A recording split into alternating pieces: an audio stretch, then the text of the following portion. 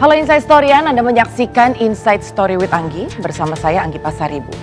Teman-teman semua pasti udah pada dengar tentang ramainya rancangan undang-undang penyiaran yang baru-baru ini jadi perbincangan netizen. Itu loh soal larangan penayangan produk investigasi jurnalistik. Buat kami yang berprofesi sebagai pers, mendengar info ini jujur agak kaget. Dan akhirnya bertanya-tanya, gimana? Kenapa kok gitu? Kayak gitu. Dibilang jadi tantangan demokrasi, tentu iya. Bayangin aja ketika salah satu poin dalam draft RUU penyiaran pasal 50B ayat 2 huruf C yang melarang penayangan eksklusif karya jurnalistik investigatif untuk disampaikan ke publik. Terus wartawan kerjanya apa?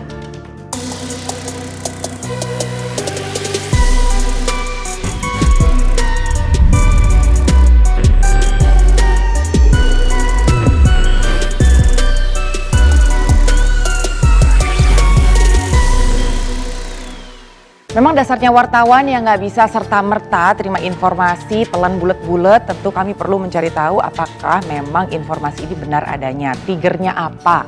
Atau jangan-jangan cuma isu liar yang beredar karena obrolan di warung kopi. Pertama-tama saya akan paparkan terlebih dahulu respon dari Dewan Pers.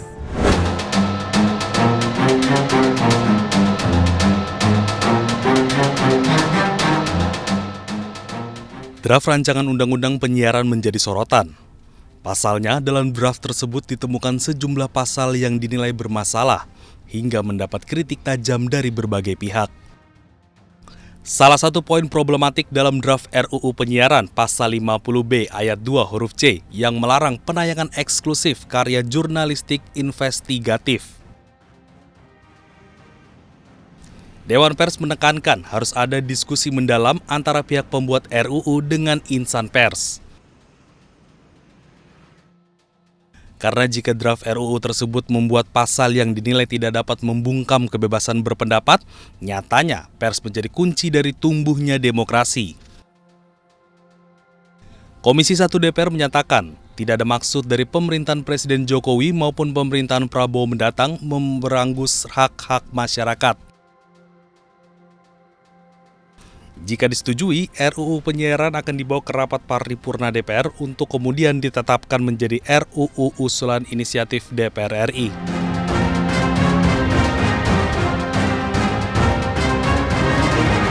Menyikapi RUU penyiaran, kalau dari Dewan Pers dan konstituennya secara tegas menolak rancangan undang-undang penyiaran yang saat ini tengah digodok Badan Legislatif DPR. Menurut Ketua Dewan Pers, Ninik Rahayu, RUU penyiaran tidak mencerminkan pemenuhan hak konstitusional warga negara untuk mendapat informasi sebagaimana yang dijamin dalam UUD 1945. Dewan Pers juga menekankan harus ada diskusi secara mendalam antara pihak pembuat RUU dengan insan pers. Karena draft RUU tersebut memuat pasal yang dinilai dapat membungkam kebebasan berpendapat. Padahal pers justru menjadi kunci dari tumbuhnya demokrasi. Secara substantif, kenapa kemudian kita menolak draft ini? Yang pertama adalah ada pasal yang memberikan larangan pada media investigatif. Ini sangat bertentangan dengan mandat yang ada di dalam Undang-Undang 40 pasal 4. Karena kita sebetulnya dengan Undang-Undang 40 tidak lagi mengenal penyensoran, pemberedelan, dan pelarangan penyiaran terhadap karya jurnalistik berkualitas. Nah, penyiaran media investigatif itu adalah satu modalitas kuat dalam karya jurnalistik profesional. Nah, yang kedua adalah soal penyelesaian sengketa jurnalistik. Di dalam RUU ini dituangkan di penyelesaian itu justru akan dilakukan oleh lembaga yang sebetulnya tidak punya mandat penyelesaian etik terhadap karya jurnalistik. Mandat penyelesaian karya jurnalistik itu ada di Dewan Pers dan itu dituangkan dalam undang-undang. Oleh karena itu penolakan ini didasarkan juga bahwa ketika menyusun peraturan perundang-undangan perlu dilakukan proses harmonisasi agar antara satu undang-undang dengan yang lain tidak tumpang tindih, ya. Karena pengaturan ini juga diatur di dalam Perpres ya, Perpres 32 tahun 2024 yang baru saja disahkan oleh Presiden. pemerintah saja mengakui begitu ya kira-kira, tapi kenapa di dalam draft ini penyelesaian sengketa terkait dengan jurnalistik justru diserahkan kepada penyiaran ya. Ini betul-betul akan menyebabkan cara-cara penyelesaian yang tidak sesuai dengan norma undang-undang yang ada. Oke, terima kasih Ibu Ketua, izin rekan-rekan semuanya bahwa kami dari IJTI sebetulnya sangat menghargai proses-proses bagaimana adanya revisi undang-undang penyiaran ini. Cuma memang faktanya setelah kita menerima draft yang terakhir yang kita terima itu, memang ada beberapa pasal yang kemudian kami nilai memang sangat merugikan, bukan hanya merugikan masyarakat tapi merugikan publik. Ada beberapa pasal yang memang kita pertanyakan seperti disampaikan oleh Ketua. Cuma sikap kami adalah jangan sampai RU ini disahkan secara terburu-buru.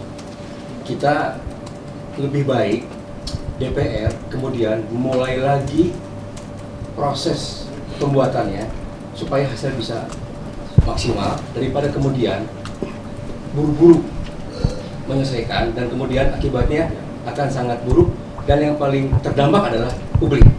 Itu yang paling berbahaya. Kami menyampaikan hal-hal ini adalah posisinya karena kami posisi menjaga independensi dan kepribadan kami kepada publik. Saya tidak tahu apa yang terjadi kalau misalnya kemudian pasal-pasal ini kemudian lolos. Padahal kita tahu bahwa antara lain tentang jurnalisme investigasi itu adalah dasar daripada jurnalisme itu sendiri.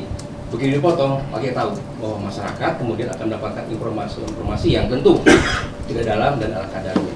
Jadi sekali lagi, jadi bersikap bahwa kami menolak pasal-pasal tersebut, lebih baik dicabut saja daripada kemudian polemik berlanjut dan tidak menguntungkan semua pihak. Terima kasih, Ketua.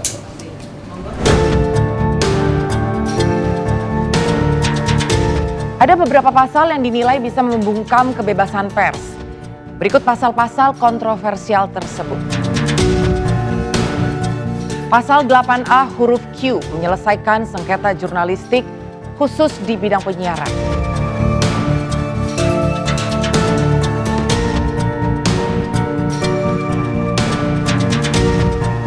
Pasal 42 ayat 2 penyelesaian sengketa terkait dengan kegiatan jurnalistik penyiaran dilakukan oleh Komisi Penyiaran Indonesia sesuai dengan ketentuan peraturan perundang-undangan. Dua pasal tersebut dianggap bertentangan dengan Undang-Undang Nomor 40 Tahun 1999 tentang pers karena selama ini sengketa ditangani oleh Dewan Pers.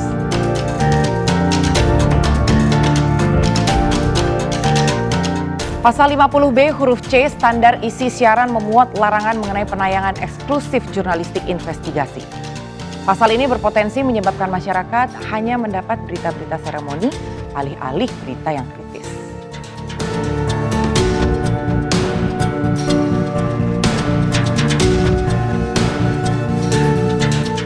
Pasal 51E sengketa yang timbul akibat dikeluarkannya keputusan KPI dapat diselesaikan melalui pengadilan sesuai dengan ketentuan peraturan perundang-undangan.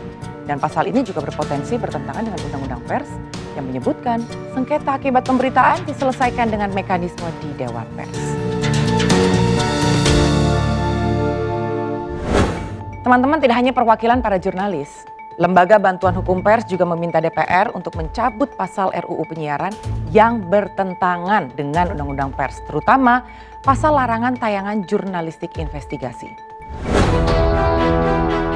Lembaga Bantuan Hukum atau LBH Pers mempertanyakan dan menolak draft revisi rancangan Undang-Undang Penyiaran dari DPR RI. Pasalnya pihaknya menilai sejumlah pasal dalam draft RUU Penyiaran bertentangan dengan Undang-Undang Pers. Direktur Eksekutif Lembaga Bantuan Hukum LBH Pers, Ade Wahyudin, yang menegaskan selain dilindungi oleh hukum, tayangan investigasi jurnalistik merupakan karya jurnalis yang dilindungi oleh Undang-Undang Pers Nomor 40 Tahun 99. Artinya, jika investigasi jurnalistik dilarang dalam RUU Penyiaran, maka pasal tersebut telah melanggar Undang-Undang Pers. LBH Pers meminta DPR RI untuk mencabut pasal terkait larangan investigasi dalam RUU Penyiaran. Karena selain bisa mencederai kebebasan pers, hal ini juga dapat membungkam atau menutupi fakta-fakta yang ada. Terkait dengan polemik RUU Penyiaran yang salah satu pasalnya melarang konten jurnalistik investigasi, kami sebenarnya sangat menyayangkan pasal itu keluar. Kenapa? Karena kita tahu betul bahwa karya jurnalistik adalah bagian dari kemerdekaan pers. Dan kemerdekaan pers itu dijamin oleh hukum karena dia bagian dari hak asasi manusia. Lebih spesifik lagi bahwa kemerdekaan pers itu dia dijamin oleh Undang-Undang Pers, Undang-Undang Nomor 40 Tahun 99. Gitu. Jadi ketika karya jurnalistik dianggap sebagai perbuatan yang dilarang, sebenarnya dia adalah melarang undang-undang pers itu sendiri gitu. Yang mana undang-undang pers saat ini masih berlaku gitu.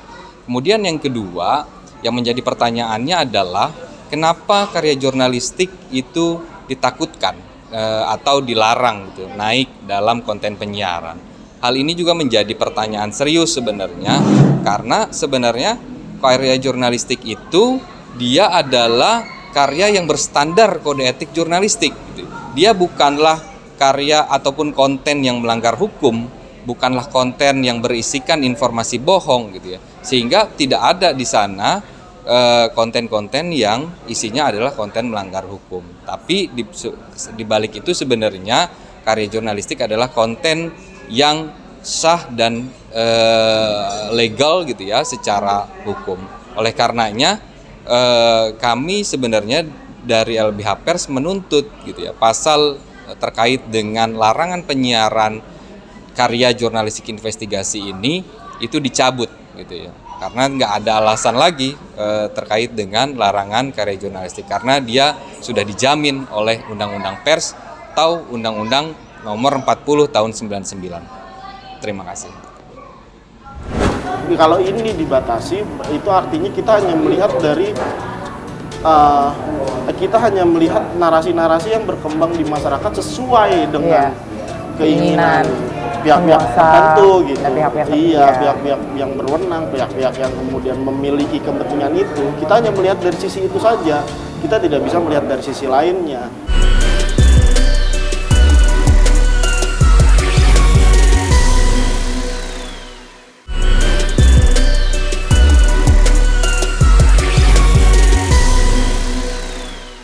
Insight Storyan pada akhirnya RUU penyiaran jadi topik pembahasan dengan teman sejawat, khususnya dengan mereka yang memang menghabiskan separuh hidupnya, bahkan mempertaruhkan nyawanya demi produk investigatif.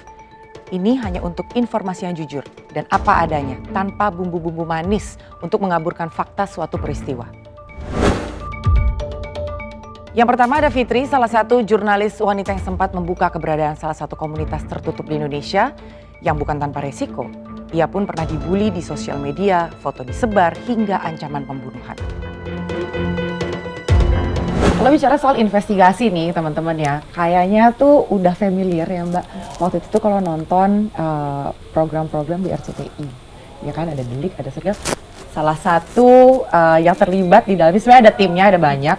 Tapi kebetulan karena lagi pada sibuk semuanya, lagi pada deadline, culik dulu deh satu Mbak Fitri. Mbak ini kan sekarang tuh lagi heboh Mbak.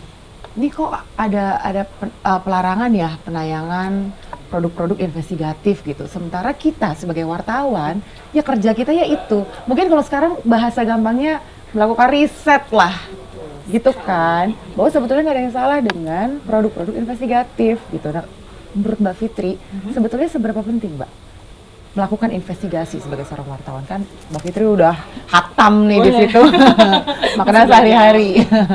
Ya kalau buat saya sendiri ya sebagai orang yang udah lama lah berkecimpung di dunia investigasi, beberapa kali pegang program investigasi, saya sendiri merasakan berita investigasi itu penting banget karena pertama selain dia bisa mengungkap fakta, dia bisa mengakomodir kepentingan masyarakat. Di situ juga dia bisa mengcover hal-hal yang tidak tercover di berita-berita harian yang mungkin keterbatasan durasi dan lain sebagainya.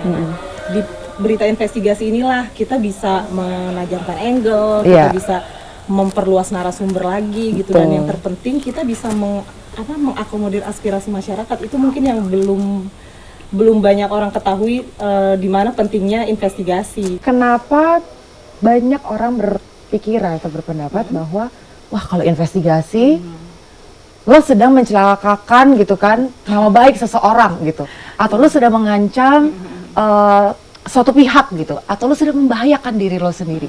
Sebenarnya konsep itu betul nggak, Mbak Fitri?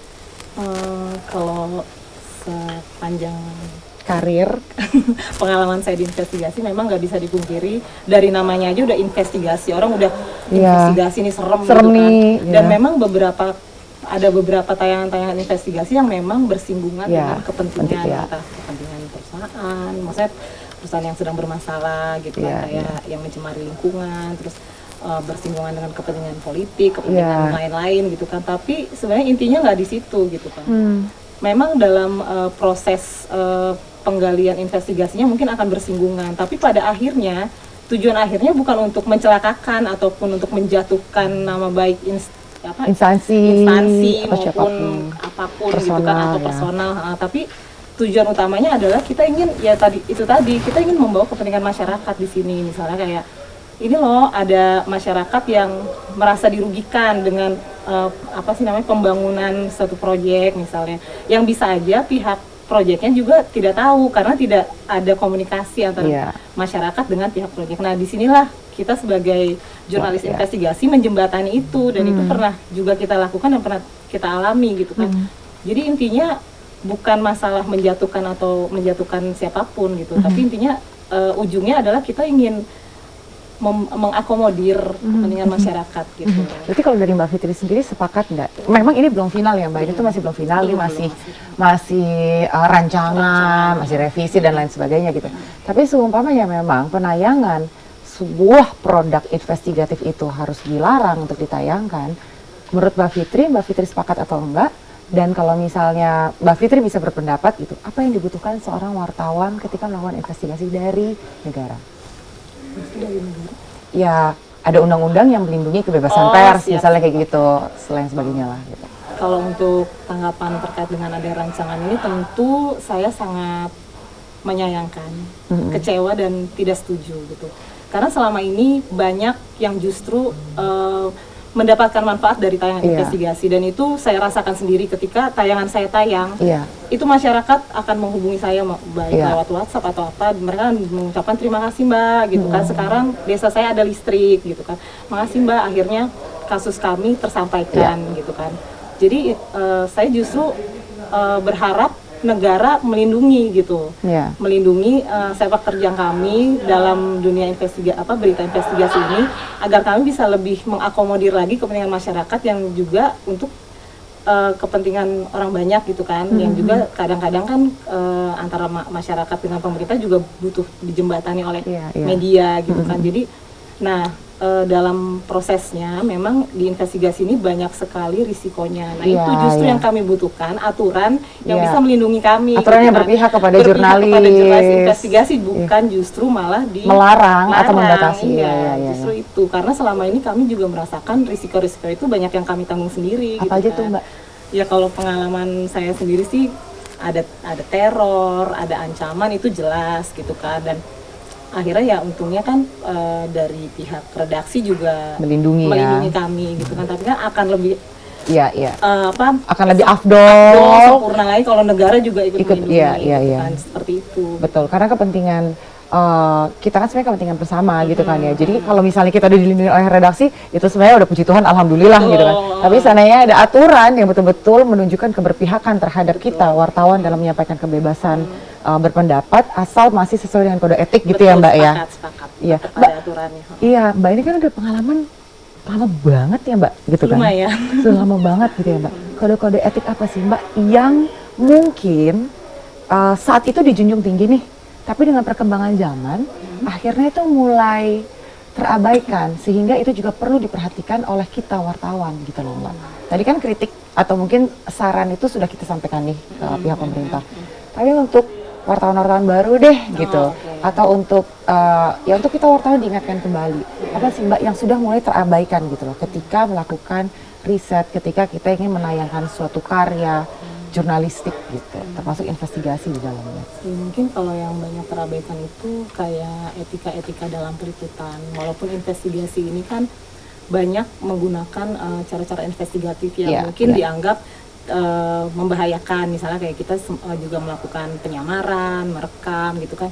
Tapi selama untuk kepentingan umum itu kan dibolehkan, tapi tetap dalam prakteknya kita harus menghormati privasi gitu kan. Kalau memang narasumbernya tidak bersedia ya sudah, jangan dipaksa. Kita bisa pakai cara lain. Nah, yang paling penting dalam investigasi itu juga melindungi identitas narasumber. Betul. Karena banyak sekali narasumber investigasi itu yang mau mengungkap fakta tapi nggak mau namanya disebutkan. Itu sebetulnya nggak apa-apa. Ya, itu boleh. Kita jangan langsung memaksa, misalnya mereka belum siap, kita terus kita gitu push kan. gitu ya. Kita kasih tahu gambarannya, kita yakinkan ke mereka aman. Kita tuh intinya harus bisa meyakinkan bahwa kita bisa dipercaya, bahwa identitas kamu pasti aman sama kita gitu kan. Bahkan pernah sampai perjanjian hitam di atas putih gitu kan, karena kan saking pentingnya informasi dia. Nah itu harus selalu kita junjung tinggi sih, identitas narasumber, jangan sampai bocor tuh bahaya. Trustworthy ya Mbak. Betul. Berarti sebetulnya kalau mau aku simpulin di dua sisi gitu kan, perlu adanya keberpihakan dari negara untuk melindungi kebebasan pers, untuk melindungi independensi pers. Tapi di satu sisi kita sebagai pers juga harus bisa jadi pihak-pihak yang dipercaya. Jangan karena ngejar konten, karena ngejar AdSense atau apapun itu, kan rating dan lain-lain. Ketika narasumber memberikan informasi dan sudah mengatakan jangan, terus akhirnya itu tetap ditayangkan, tetap ditampilkan sehingga mencelakakan narasumber sendiri gitu kan. Itu yang harus diantisipasi. Itu kembali kepada nilai-nilai norma kita juga sebagai wartawan sih. Kode etik jurnalistik harus tetap ada ya. Kemudian ada Rio yang berhasil membongkar praktik buzzer politik ataupun transaksi politik uang dalam pemilu legislatif beberapa tahun lalu. Ia sempat merasakan teror telepon di malam hari dari orang tak dikenal hingga media sosial yang tidak bisa diakses. Dan teman-teman, kalau bicara soal revisi Undang-Undang Penyiaran nomor 32 tahun 2022 tentang pelarangan penayangan apapun yang sifatnya investigatif, tentu ini kan jadi tanda tanya ya buat teman-teman jurnalis lainnya. Karena sebetulnya ya memang pekerjaan kami adalah melakukan investigasi, mengulik informasi. Tapi bagaimana realisasi ke depannya tentu kita masih nunggu nih nantinya dari parlemen seperti apa. Dan di kesempatan yang ada sekarang, saya pengen ngobrol, pengen bertukar pikiran dengan teman-teman jurnalis terkait dengan tanggapan mereka soal ini, termasuk salah satu narasumber saya yang sudah ada di sini, kolega yang hubungannya cukup baik, sudah lama berkecimpung di dunia jurnalistik dan yang namanya melakukan investigasi udah makanan sehari-hari, Rio Prakoso. Yo, apa kabar? Sehat. Gimana Gi? Gimana Yo? Kalau misalnya mendengar tentang adanya larangan penayangan apapun yang sifatnya investigatif, fair nggak? Sebenarnya enggak ya. Kalau dilihat-lihat kan, jadi gini, kita ambil dulu di perspektif awal ya. Awalnya di jurnalistik itu kan ada beberapa macam tulisan ya. Ada tulisan hard news misalnya, terus ada tulisan soft news misalnya. Terus juga ada tulisan yang sifatnya investigasi seperti ini gitu. Kalau yang hanya investigasi yang dilarang, dua ini yang nggak dilarang, ini kan juga cukup aneh gitu. Bagi saya juga sudah cukup lama ya berkecimpung di dunia investigasi ya. Tulisan-tulisan yang lebih mendalam gitu kan. Nah, sebenarnya kenapa harus ada gitu? Kenapa harus ada investigasi? Sebenarnya kan bukan untuk mengungkap sesuatu, bukan untuk menguak kasus tertentu gitu, enggak. Tapi untuk memberikan perspektif lain, gitu ya. Dari pemberitaan misalnya ada dua pihak yang berseteru antara A sama B gitu ya. Di dalam kasus ini kemudian kita melihat bahwa kok ada yang janggal, kok ada yang kayaknya tidak relevan, kok kayaknya ada yang di luar logika. Maka investigasi media sebagai platform untuk melakukan investigasi itu bisa masuk dalam ranah itu dan kemudian memberikan perspektif lain kepada masyarakat. Apakah kemudian itu menjadi menjadi suatu ancaman? Bagi saya tidak, gitu. Apakah itu kemudian menjadi satu hal yang perlu untuk dibatasi kah misalnya, atau kemudian dihalangi kah oleh di dalam undang-undang? Itu saya rasa enggak, dan benar wacana bahwa adanya pelarangan tayangan investigasi ini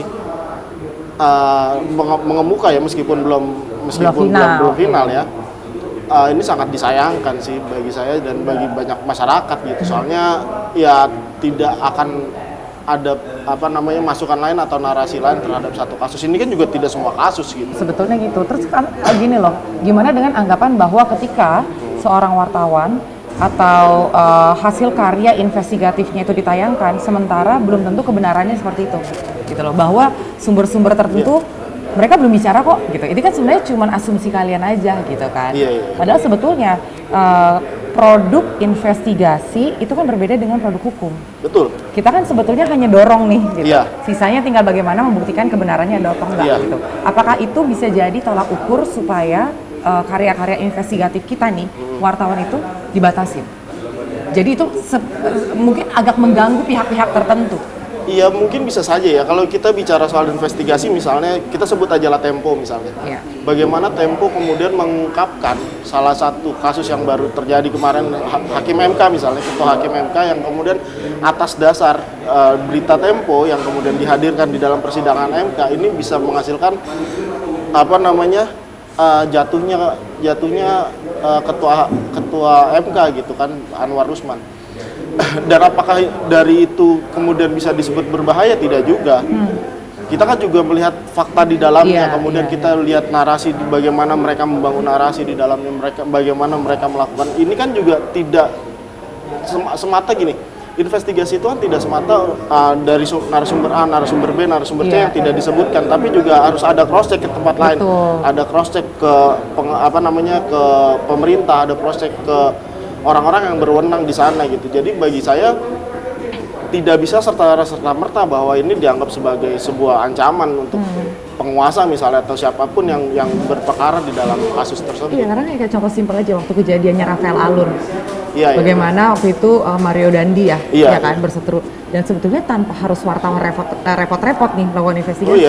Netizen sendiri akhirnya nyari tahu ini anaknya siapa nih, dan akhirnya berperkara lah Rafael Alun sampai di persidangan sampai saat ini. Berarti kan sebetulnya ancaman itu bukan datang dari rekan-rekan media aja, bukan datang dari jurnalistik aja dong. Berarti sebetulnya kurang relevan sebetulnya dengan adanya revisi undang-undang ini. Oh iya, sangat tidak relevan ya. Tidak ada urusannya sih buat saya ya.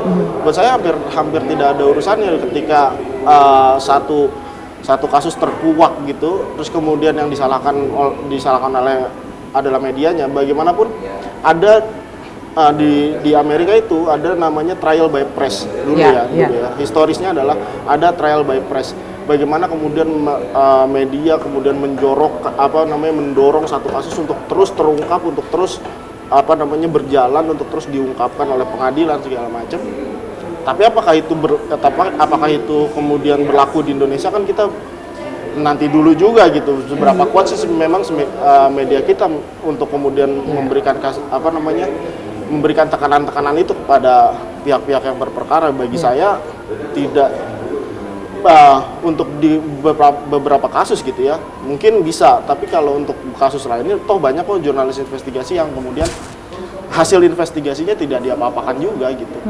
Cuma kalau dari segi keamanan gimana ya? Sebagai seorang yang sudah berpengalaman melakukan investigasi adanya ancaman, adanya pembatasan gitu. Kalau pembatasan itu pasti ya, itu kayak makanan sehari-hari, karena gini, sifat investigasi itu kan lebih mendalam dan kemudian kita tidak memerlukan izin ke ke pemerintah atau ke pihak-pihak berwenang gitu untuk memberikan izin. Kita mau liputan di situ, kita mau meliput itu, kita mau mewawancarai si A si B gitu.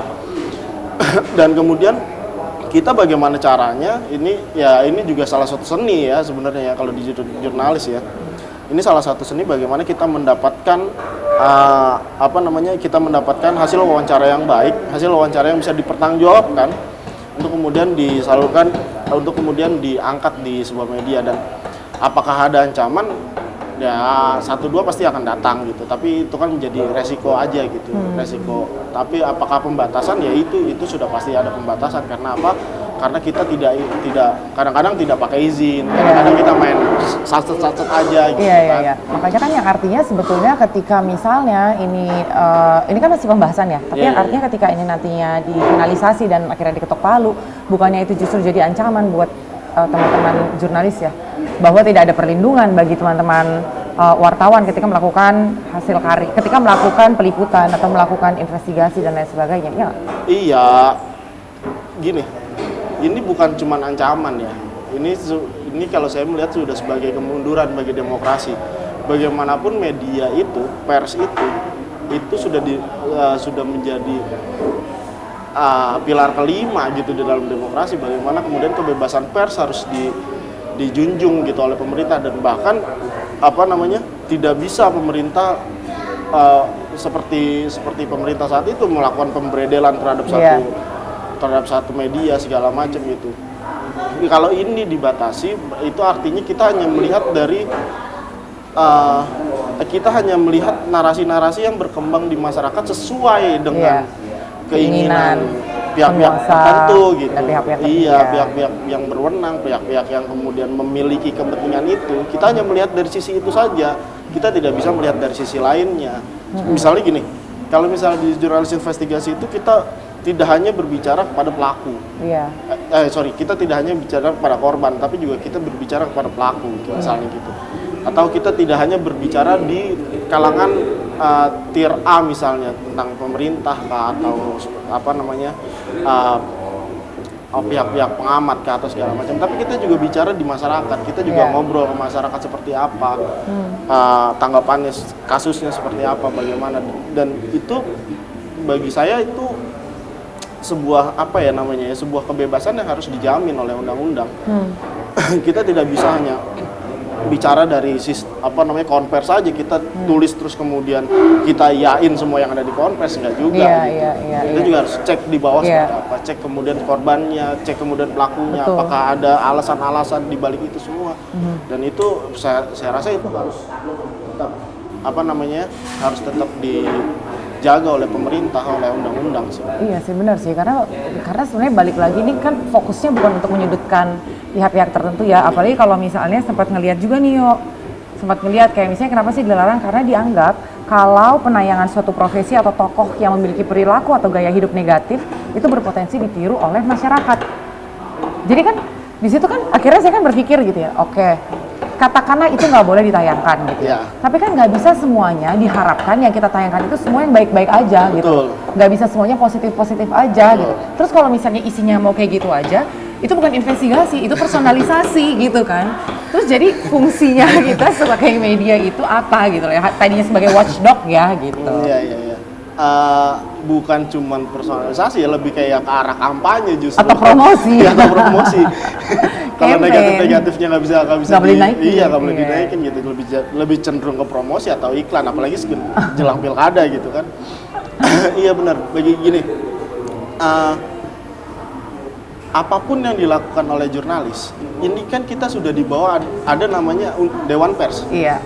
Ada namanya Undang-Undang Pers. Iya. Ada namanya kalau di televisi misalnya ada namanya Undang-Undang Penayangan. Ya, sudah ada nih. Garisnya sudah ada, sudah jelas.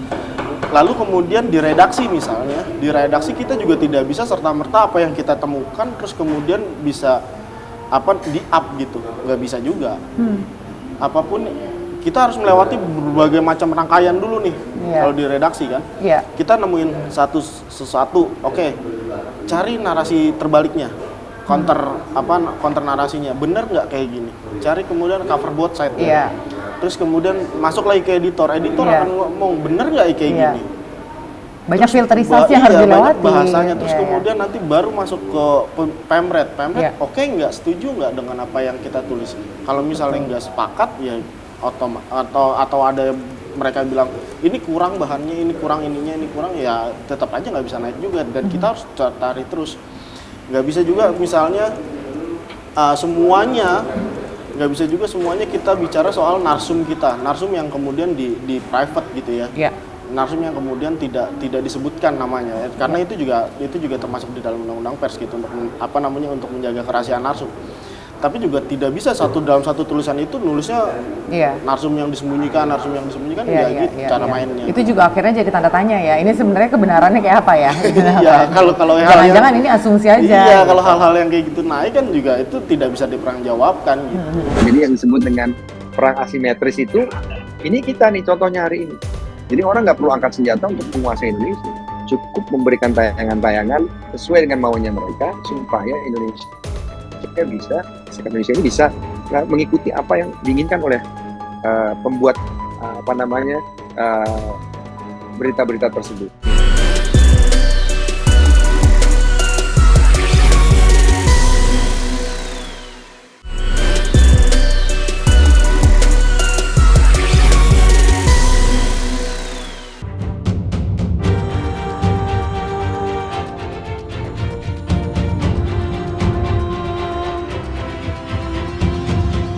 Nico Sihaan, anggota Komisi 1 DPR RI, berhasil kami wawancara untuk menanggapi polemik tentang RUU penyiaran ini. Yang sebenarnya betul atau enggak sih bahwa kebebasan kami sebagai insan pers akan dibatasi dengan melarang penayangan karya-karya investigatif? Atau sebetulnya isu ini nggak ada? Hanya ramai aja di lapangan karena pembicaraan warung kopi yang berujung liar di ruang publik. Bang Niko, Bang, Yes. tapi Gini sebenarnya aja atau horizontal atau vertikal? ini Gini diturunin aja. dikit kali Bang, Turunnya gimana caranya? di till down gini dikit. Hah? Ya udah, ya gitu oke kok. Gimana? Nah itu oke Gini kok. aja. Oke. Heeh. Bang, tapi kalau Oke, dari sip. Bang, dari Komisi 1 sendiri sebetulnya soal RUU penyiaran itu yang melarang jurnalis melakukan investigasi sebetulnya benar nggak sih Bang? Atau itu cuman liar aja di lapangan gitu? Jadi sebenarnya kalau kita bicara mengenai rancangan undang-undang yang baru yang naskah akademiknya, saya khawatir teman-teman nggak dapat naskah akademik yang baru nomor satu itu, karena revisi ini kan udah mau berlangsung dari periode yang lalu, mungkin masih naskah yang lalu. Makanya kita perlu tahu betul nih pasal berapa, ya kan, kemudian isunya apa.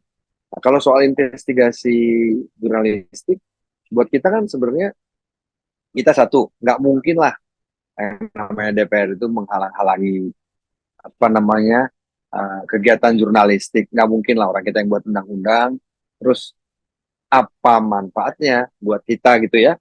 Eh, kita hanya satu.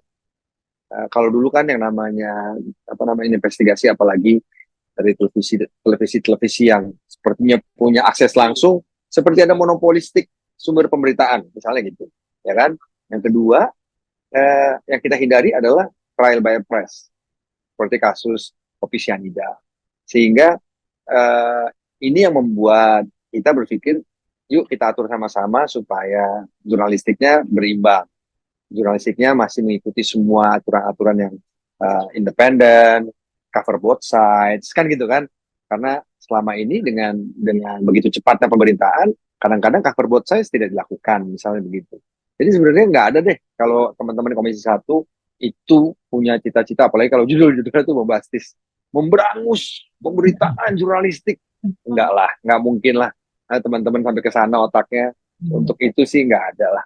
Kalaupun yang mau mestinya harusnya pemerintah bukan DPR kan gitu kan, yang punya niatan gitu kan untuk memberangus.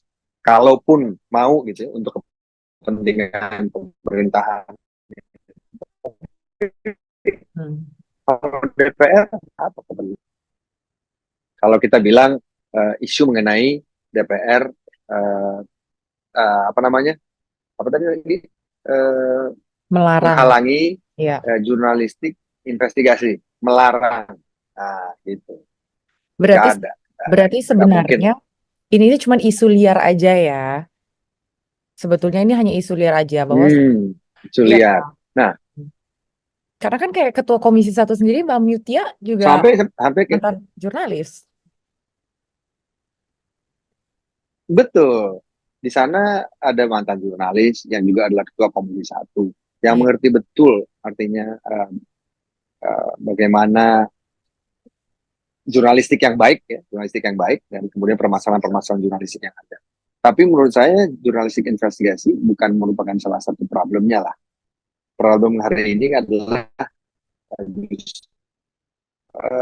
pemberitaan yang tidak berimbang, yang tidak independen ya, karena ada memang pemberitaan yang juga misalnya dekat dengan isu-isu politik atau partai politik, kan itu merupakan hal yang wajar di negara manapun ada. Tapi kan kalau sampai itu dimonopoli, terutama dari sumber pemberitaannya, itu yang menurut kita sudah tidak lagi masuk di dalam jurnalistik yang baik. Nggak mungkin sekali lagi teman-teman Komisi 1 berniat untuk menghalangi jurnalistik investigasi. Oke Bang, berarti sebetulnya kalau itu juga mengenai yang kalian dengar ini, makanya kita dengar di pasal berapa. Aku tuh bingung ketika teman-teman isu-isu ini berkembang tanpa menyertakan misalnya di naskah akademik di pasal sekian itu tertulis seperti ini. Bagaimana tuh kan gitu ya? Saya sih berharap pertanyaannya begitu. Tapi kalau yang saya lihat semuanya liar dalam bentuk isu gitu. Kemarin juga saya diwawancarai soal isu mengenai konten kreator harus melaporkan sesuai dengan waktunya kepada KPI dan lain sebagainya.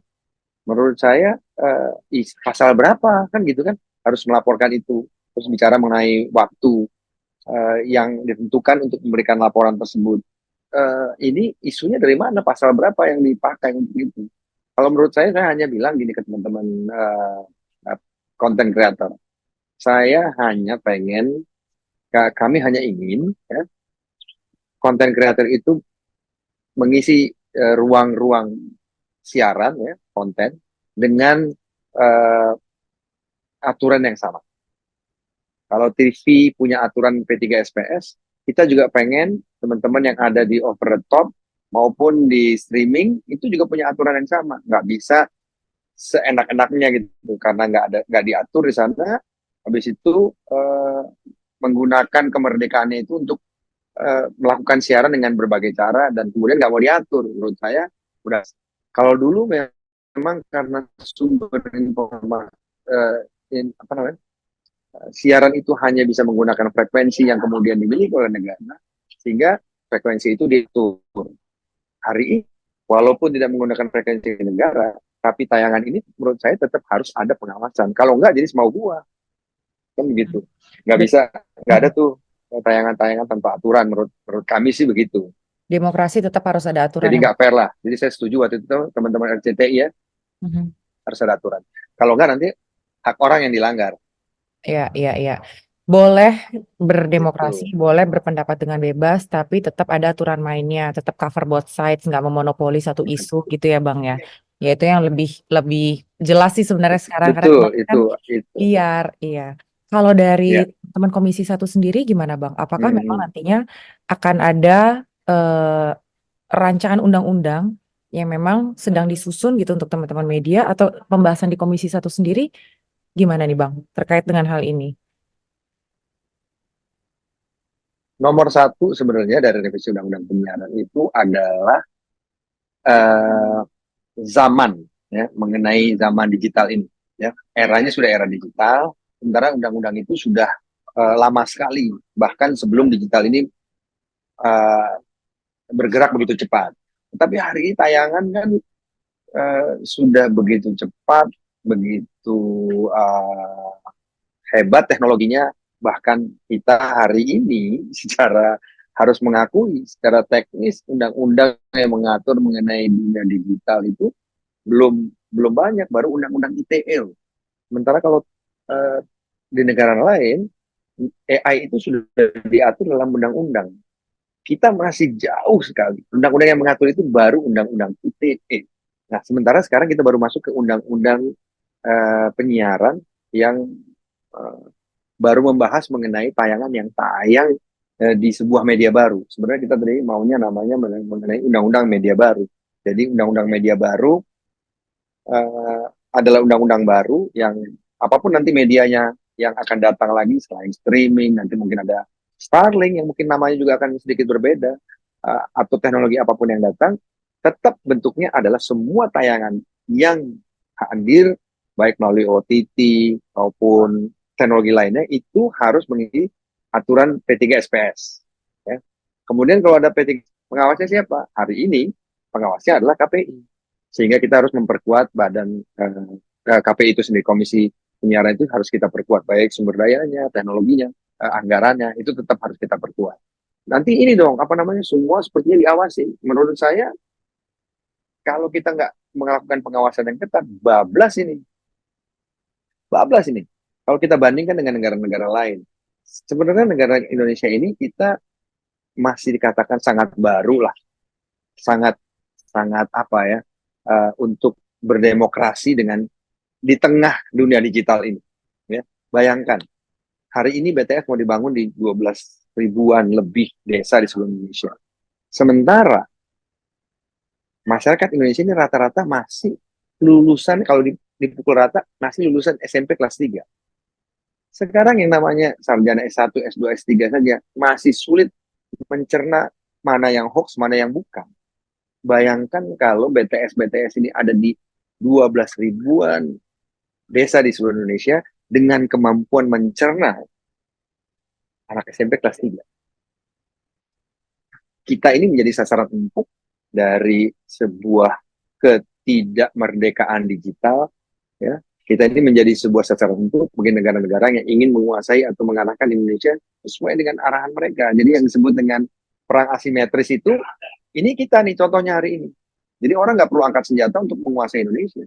Cukup memberikan tayangan-tayangan sesuai dengan maunya mereka supaya Indonesia ini bisa mengikuti apa yang diinginkan oleh pembuat berita-berita tersebut. Misalnya kita menjadi lebih konsumtif, misalnya kita mencintai barang dari sebuah negara tertentu. Karena apa? Karena semuanya sudah dibaca, kemudian data tersebut dipakai, baik dari mulai menentukan apa yang akan kita makan, apa yang akan kita pakai, sampai nanti apa yang akan kita pilih. Contohnya sudah kita lihat kemarin, ya kan begitu. Siapapun yang mau kita pilih sudah bisa diarahkan oleh For Your Page atau algoritma sebuah sosial media. Nah, ini kita masih harus sadari betul. Jadi, jangan buru-buru marah ketika negara mau membantu untuk meluruskan pengawasan terhadap konten-konten ini. Kemarin malam juga ada yang bilang, udahlah jangan diatur. Kami juga konten kreator tahu kok aturannya. Kalau tahu aturannya, kenapa masih banyak konten-konten kreator yang ngaco? Masih ada yang ngeprank ngasih makanan busuk ke orang miskin, masih ada yang mandi di tengah malam, masih ada yang bikin talk show dengan busana yang sesukanya, kan begitu kan? Yang aturan-aturan ini nggak ada di dalam tayangan-tayangan tersebut, tapi menghasilkan hari ini. Dan hari ini kalau mereka kemudian diatur, nggak mau. Kan nggak fair. Sementara Anggi sebagai penyiar, itu ada aturannya. Nggak boleh ngomong begini, tampilan harus begini, bahasanya harus begini. Sementara yang lain, enak-enak aja. Datang ke rumah orang, buka, nggak pakai baju lah, ngomongnya asal-asalan. Nggak ada batasannya. Jadi kita nggak main di dalam aturan game yang sama. Jadi ini yang saya heran. Kenapa ya teman-teman media juga nggak ikut ikut meluruskan hal inilah. Jadi supaya kita mempunyai aturan yang sama, baik dalam pembuatan konten, apalagi dalam bentuk jurnalistik. Kali ini kita bicara jurnalistik nih. Ya. Oke deh Bang. Ya memang sekarang tantangannya adalah bagaimana selain itu ngikutin aturan, tapi juga tetap bisa memberikan ruang yang bebas bagi teman-teman, baik itu wartawan maupun citizen jurnalis ya gitu, supaya bagaimana mereka bisa tetap meluapkan gitu ya aspirasinya, karena jangan sampai dengan adanya undang-undang ITE ini juga jadi backfire gitu loh Bang, dikit-dikit kena undang-undang ITE gitu kan, dikit-dikit kena undang-undang ITE, jadi batasannya kan perlu disesuaikan kan ya Bang. Betul. Batasannya itu loh, do and don'ts-nya. Gini, ini masih ada di badan legislasi.